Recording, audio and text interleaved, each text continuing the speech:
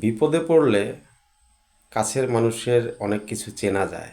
এই কথাটা আসলে আমরা বুঝি না যে কাছের মানুষ বলতে কি বোঝানো হয়।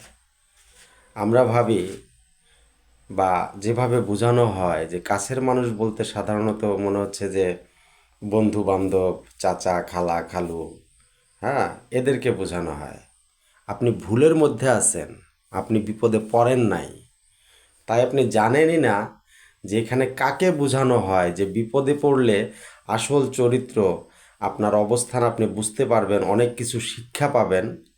এই জিনিসটা আসলে কি আপনি কল্পনাই করতে পারবেন না যে আপনার সাথে কি কি ঘটবে।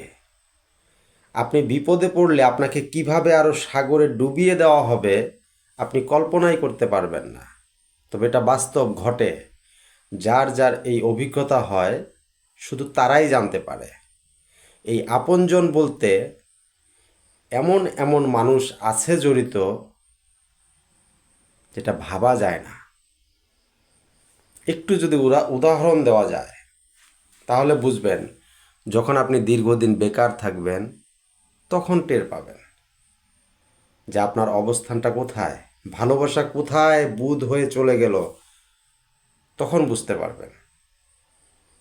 কল্পনা করতে পারবেন না যে আপনার বাবা মা এমনটা করতে পারে, আপনার স্ত্রী আপনার সাথে এমনটা করতে পারে, কল্পনা করতে পারবেন না।